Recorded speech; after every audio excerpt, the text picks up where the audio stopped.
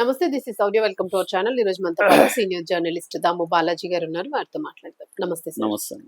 Sir, Vijayashanti Reddy కేసులో forensic reports కోసం wait చేస్తూ ఉన్నారు అందరూ కూడా. సో అవి వచ్చాయని వినిపిస్తుంది వార్త. వచ్చినాయా, రాలేదా, అసలు ఏంటి అప్డేట్ కేసు? అంటే ఇప్పటి వరకు విజయశాంతి రెడ్డి 15 days అయిపోయిందంటే ఇప్పటి వరకు పోలీసులు అఫీషియల్ గా ప్రెస్ మీట్ పెట్టి దీని మీద చెప్పలేదు. అందువల్ల ఆ రోజు నుంచి కూడా ఏదో ఒక కథనం వస్తూనే ఉంది. ఎందుకంటే ఇది ఒక షాక్ చేసిన అంశము. ఇద్దరు టీనేజ్ పిల్లల్ని తీసుకెళ్లి ఆమె కొన్ని గంటల పాటు రైల్వే స్టేషన్లో తిరిగి వాళ్ళని రైల్ ట్రాక్ తీసుకెళ్లి వాళ్ళు పారిపోకుండా గట్టిగా వాళ్ళ ఇద్దరిని కూడా పట్టుకొని హక్ చేసుకొని గూడ్స్ ట్రైన్ కింద పడి చనిపోవడం అనేది ఆ దృశ్యాలన్నీ కూడా అందరినీ కలిసివేసినాయి. సో ఈ నేపథ్యంలో ఆమె ఎందుకంటే మామూలుగా ఉండే కారణాలు ఏవి ఆమె చనిపోవడానికి లేవు. అంటే ఆరోగ్య సమస్యలు కానీ, లేకపోతే ఫైనాన్షియల్ ప్రాబ్లం కానీ, లేకపోతే ఎక్స్ట్రా మ్యారిటల్ అఫైర్స్, ఈ మధ్య కాలంలో ఇవి ఎక్కువగా చూస్తున్నాం. కానీ ఈమెలో ఆ విషయాలు ఏవి లేవు. భర్తతో బాగానే ఉంది, అన్యోన్యంగానే ఉంది. కాకపోతే భర్త దూరంగా ఉన్నాడు. పిల్లలు అంటే ప్రాణము, పిల్లలు కూడా హాస్టల్లో ఉన్నారు. అట్లాగే ఆమెకు అండగా వాళ్ళ అన్న ఉన్నాడు. తర్వాత మంచి జాబ్ ఉంది, ఐటీలో టీమ్ లీడర్గా ఉంది. ఫైనాన్షియల్ గా కూడా ఆస్తులు ఉన్నాయి, కొత్తగా ఇల్లు కూడా పిజ్జాది కూడా కడుతున్నారు. సో ఇది ఈ నేపథ్యంలో ఆమె ఎందుకు చేసుకుంది అనేది ఒక అంశము. రెండోది ఆ పిల్లలు 18 ఏళ్ల పాప, 17 ఏళ్ల బాబు, చైతన్య రెడ్డి, విశాల్ రెడ్డి, వాళ్ళిద్దరిని ఎలా కన్విన్స్ చేసింది? వాళ్ళిద్దరు ఎందుకు సైలెంట్ గా వెళ్ళిపోయి ఏదో మత్తు ముందు జరిగితే వెళ్ళిపోయినట్టుగా వెళ్ళిపోయి వాళ్ళు ఆమెతో పాటు అన్న ఇది ఇవాళ ఇప్పటికీ మిస్టరీగానే మిగిలిపోయింది. ఇప్పుడైతే లేటెస్ట్గా ఒక కథనం అయితే వస్తుంది. అదేంటంటే ఆమె 2 నెలలుగా తీవ్ర ఒత్తిడికి గురవుతుంది. దానికి సంబంధించి ల్యాప్టాప్లో, ఫోన్లో కూడా ఆధారాలు ఫోరెన్సిక్ లభించాయని చెప్తున్నారు. ఎందుకంటే 2 నెలల నుంచి ఆమెకి వర్క్ ప్లేస్లో బాగా ప్రెజర్ పెరిగింది అని చెప్తున్నారు. వాళ్ళ అన్న చిరంజీవి రెడ్డి కూడా మీడియాకి అదే చెప్పాడు. ఆమెకి అక్కడ ఆఫీసులో బాగా ప్రెజర్ పెరిగింది, టీము లీడర్గా ఉండడం వల్ల ప్రొడక్షన్ టైంకి ఇవ్వలేకపోవడం, దాని మీద ప్రెజర్ అనేది పెరిగిందని చెప్తున్నారు. అంటే కోవిడ్ తర్వాత జాబ్ దీంట్లో బాగా చేంజెస్ వచ్చాయి. వర్క్ ఫ్రమ్ హోమ్ ఇవ్వడం, తర్వాత దాన్ని ఇటు వర్క్ ఫ్రమ్ హోమ్ కొంత రోజులు ఆఫీస్ అని పెట్టడము, కొంతమందికి ఏమో వర్క్ ఫ్రమ్ హోమ్ లేదు ఆఫీస్కి రమ్మని చెప్పడం, ఇలాగంతా రావడంతో రకరకాలుగా గందరగోళమైంది. అదే కాకుండా ఈ మధ్యకాలంలో వరల్డ్ వైడ్ గా కూడా ఎకనామిక్ క్రైసిస్, తర్వాత యుద్ధాలు, దీనివల్ల ఏమైందంటే కొత్తగా ఏఐ రంగంలోకి రావడం, దీనివల్ల జాబ్స్ అనేవి థ్రెటన్ గా మారిపోయి జాబ్స్ లేవు. జాబ్ మార్కెట్ అనేది బాగా డౌన్ అయిపోయింది.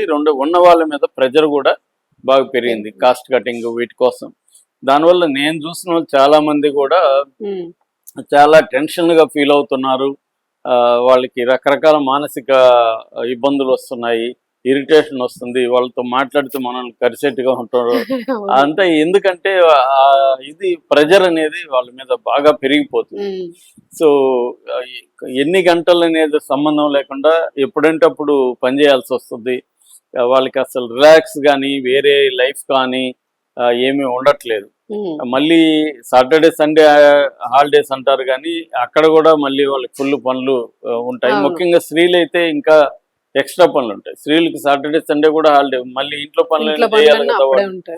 సో ఆ వీకెండ్ నెక్స్ట్ వీకెండ్కి సరిపోయి రెడీ చేసుకోవాలి, ఈ వీకెండ్లో బ్యాలెన్స్ అన్నీ చేయాలి. దీనివల్ల విమెన్ మీద మరింత ప్రెజర్. సో ఈమె సిచ్యువేషన్ తీసుకుంటే, ఈమె భర్త ఏమో దుబాయ్లో ఉంటాడు, ఇక్కడ ఈమెకి భర్త ఉంటే చాలా విషయాలు భర్త చూసుకునేవాడు. ఈమె భర్త చేయాల్సిన పనులు ఈమె చేయాలి, భార్య చేయాల్సిన పనులు ఈమె చేయాలి. ఈ 2 పడింది. అట్లాగే టీనేజ్ పిల్లలు, మామూలుగా పిల్లలే ఒక పెద్ద యాంగ్జైటీ, టెన్షన్ ఉంటది పిల్లలు ఉంటేనే. అలాంటి 2 పిల్లలు టీనేజ్లోకి వచ్చేసరికి ఇంకా ప్రెజర్ పెరుగుతుంది. వాళ్ళ చదువులు, వాళ్ళ ఐఐటీలు, వాళ్ళు చాలా టెన్షన్, చాలా ప్రెజర్స్ ఉంటది. వీళ్ళని హాస్టల్లో పెట్టినప్పటికీ అన్ని కోఆర్డినేట్ చేసుకోవాల్సి ఉంటుంది. ఇది ఒకవైపు. రెండో వైపు ఆస్తుల్ని ఇంకా పెంచుకోవాలి, పిల్లలకి సరిపోదు, అన్న ఒక ఆస్తులు ఎలా పెంచుకోవాలనేది ఈ టెన్షన్ వేరే. సో వీటన్నిటిలో నుంచి ఆమె తట్టుకొని నిలబడడం అనేది చాలా కష్టం. ఇది ఒక యాంగిల్. రెండో యాంగిల్, వాళ్ళ అన్నతో గొడవలు వచ్చాయి, వాళ్ళ అన్నకి ఈమె డబ్బులు కొంత 70 లక్షల వరకు ఇచ్చిందని ఒక కథనం కూడా వస్తుంది. దానంతా కూడా అతను రిజెక్ట్ చేశాడు కూడా వాళ్ళ అన్న. కావాలని నా మీద చెప్తున్నారు, ఆయన కేసులు కూడా కొన్ని ఛానల్స్ మీద పెడుతున్నాడు. కాబట్టి ఇదంతా కూడా పోలీసులే అఫీషియల్ గా చెప్పాలి. ఇప్పుడు వస్తున్న లేటెస్ట్ కథనం ప్రకారం ఫోరెన్సిక్ సైన్స్ ల్యాబ్లు కొన్ని ఈ మీద ప్రెజర్కి సంబంధించి కొన్ని ఆధారాలు దొరికాయని చెప్తున్నారు. ముఖ్యంగా 2 నెలలుగా వచ్చిన మెసేజ్లు, 2 నెలలుగా కంటే కూడా ఇమీడియట్ 10 days. ఎందుకంటే ఈమె 2 నెలల నుంచి ఏమీ ఆత్మహత్యకి ట్రై చేయలేదు. ఒక 10 days లో వచ్చిన ప్రెజర్ లో నుంచే చివరిలోనే ఆమె నిర్ణయం తీసుకుందని చెప్తున్నారు. అందుకే 27 వాళ్ళ పాపను తీసుకొచ్చి ఎగ్జామ్ రాసినాక 29 వాళ్ళ పాపను తీసుకెళ్ళింది, హాస్టల్లో వదిలింది. నిజంగా ఆమెకి 29కి ముందే గానీ ఆత్మహత్య చేసుకోవాలంటే ఆ పాపని హాస్టల్లో వదలాల్సిన అవసరం లేదు. సో 29 వదిలినాక అంటే 30 ఆ రోజే ఆమె నిర్ణయం తీసుకున్నట్టుగా పోలీసులు భావిస్తున్నారు. సో 30 తీసుకొని 30 మళ్ళీ హాస్టల్కి వెళ్ళి ఈవినింగ్ తీసుకొచ్చింది. సో ఏం జరిగింది? ఈ 10 రోజుల్లోనే జరిగి ఉండే అవకాశం ఉంది అని చెప్తున్నారు. సో ఈమెను ఏమన్నా ప్రెజర్కి ప్రత్యేకంగా గురి చేశారా? ఇది కొంతమంది చెప్తున్నట్టు వాళ్ళ అన్న వల్ల ప్రెజరా, లేకపోతే వాళ్ళ అన్న చెప్తున్నట్టు ఆఫీసు ప్రెజరా అనేది ఇప్పుడు తేలాలి. కొన్ని మెసేజ్లు డిలీట్ అయిపోయినాయని చెప్తున్నారు.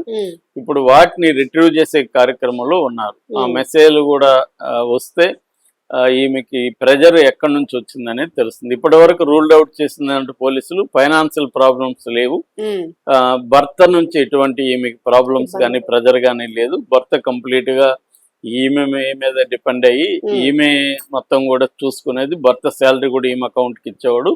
సో భర్తతో ఏ రకమైన ఇబ్బందులు కూడా లేవు. సో మిగతావి ఈమెకి ప్రెజర్ అయితే ఉందనేది పోలీసులు భావిస్తున్నారు ఇప్పటి వరకు. ఆ ప్రెజర్ దేనివల్ల వచ్చింది అనే దాన్ని ఎస్టాబ్లిష్ చేయడానికి ట్రై చేస్తున్నారు. సో ఇది తెలిస్తే ఆమె ప్రెజర్ ఎలా వచ్చింది అనేది తెలియచ్చు. అట్లాగే రెండోది ఇప్పటి వరకు ఏంటంటే వీళ్ళిద్దరిని ఎలా కన్విన్స్ చేసింది పిల్లల్ని అనే దగ్గర కూడా పోలీసులకి ఇప్పటి వరకు సంతృప్తికరమైన సమాధానం రాలేదు అని చెప్తున్నారు. ఎందుకంటే ఆమె కంట్రోల్లో వీళ్ళిద్దరు ఉంటారు.